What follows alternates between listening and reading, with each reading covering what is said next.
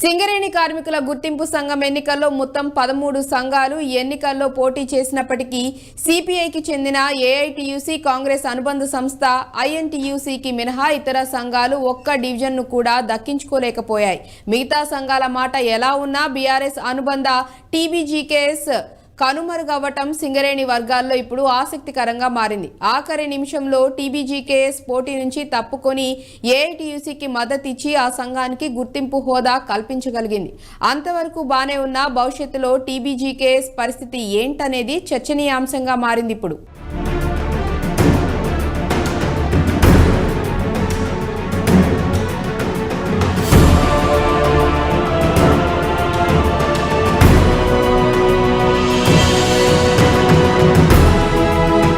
సింగరేణి ఎన్నికల్లో ఐఎన్టీయూసీ ఏఐటీయూసీల మధ్య హోరాహోరీ పోరు. 3000 పైచులకు మెజార్టీతో గుర్తింపు సంఘంగా ఏఐటీయూసీ. పలు డివిజన్లో ఏఐటీయూసీకి టీబీజీకేఎస్కు మద్దతు.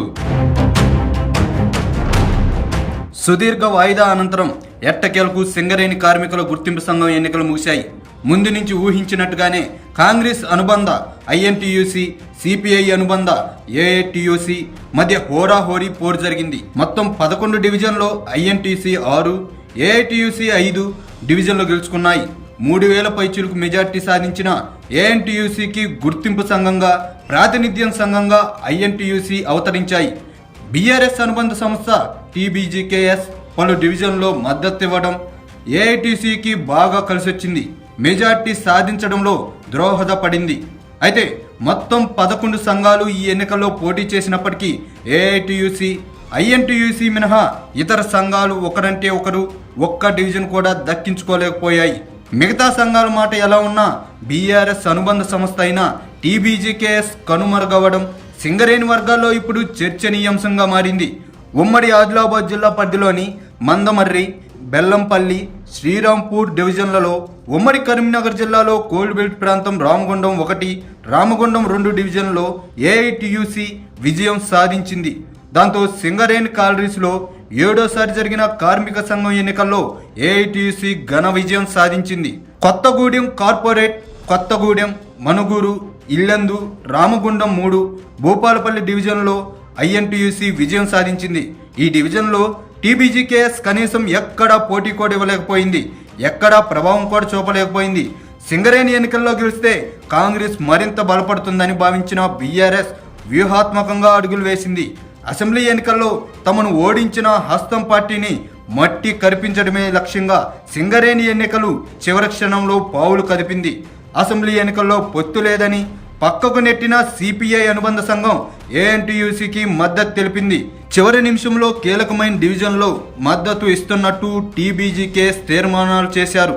దీంతో సింగరేణి ఎన్నికల్లో ఎర్ర జెండా రెపరెపలాడడానికి సాయపడింది. ఇక్కడి వరకు అంతా బాగానే అనిపిస్తున్నా బీఆర్ఎస్ అనుబంధ సంస్థ టీబీజీకేఎస్ సింగరేణిలో కనుమరుగైందనే విశ్లేషణలు వినిపిస్తున్నాయి. 2012, 2017 గుర్తింపు సంఘం ఎన్నికల్లో గెలుపు ద్వారా సుదీర్ఘకాలం పాటు గుర్తింపు సంఘంగా కొనసాగిన టీబీజీకేఎస్ ప్రస్తుత ఎన్నికల్లో ఒకటంటే ఒక్క డివిజన్ కూడా దక్కించుకోలేకపోవడం హాట్ టాపిక్ గా మారింది. కాంగ్రెస్ ఓడించాలనుకున్న బీఆర్ఎస్ లక్ష్యం నెరవేరిందేమో కానీ ఆ పార్టీకి కలిగిన ప్రయోజనమేంటో గులాబీ అధిష్టానానికే తెలియాలంటున్నారు. నిజానికి టీబీజీకేఎస్ ప్రస్తుత ఎన్నికల్లో అనూహ్య రీతిలో కనుమరుగైంది. ఎన్నికల్లో పోటీకి నామినేషన్ వేసినప్పటికీ అసెంబ్లీ ఎన్నికల్లో ఓటమి నేపథ్యంలో కేడర్ నైరాశ్యం వ్యక్తమవుతుంది. ఎన్నికల్లో విజయంపై టీబీజీకేఎస్ నేతలు పెద్దగా ఆసక్తిని ప్రదర్శించలేదు. అధిష్టానం కలగజేసుకున్నప్పటికీ పెద్దగా స్పందన కనిపించలేదు. దీంతో చాలా మంది కీలక నేతలు ఆ సంఘానికి గుడ్ బై చెప్పి ఐఎన్టీయూసీ, ఏఐటీసీలో చేరారు. కొన్ని ఏరియాలో టీజీబీకేఎస్ నేతలు ఏఐటీసీకి మద్దతు ఇవ్వాలని తీర్మానం చేశారు. దీంతో గుర్తింపు సంఘం ఎన్నికల్లో గనుల వద్ద గులాబీ జెండా మసకబారిపోయింది. అసెంబ్లీ ఎన్నికల్లో పరస్పరం పొత్తులతో పోటీ చేసిన కాంగ్రెస్, సిపిఐ అనుబంధ సంఘాలు సింగరేణి ఎన్నికల్లో ప్రత్యర్థులు తలపడ్డాయి. ఇక పొత్తుకు ససేమేరా అన్న బీఆర్ఎస్ పార్టీనే ఇప్పుడు సిపిఐ అనుబంధ సంస్థ ఏఎన్టీయూసీకి మద్దతు ప్రకటించడం ఆసక్తికరమైన పరిణామమని సింగరేణి వర్గాలు చర్చించుకుంటున్నాయి. ఆ క్రమంలో రానున్న రోజుల్లో సింగరేణిలో టీబీజీకేఎస్ భావితవ్యం ఎలా ఉండబోతుంది అసలు ఉనికిలో ఉంటుందా లేదా అన్న అనుమానాలు వ్యక్తమవుతున్నాయి.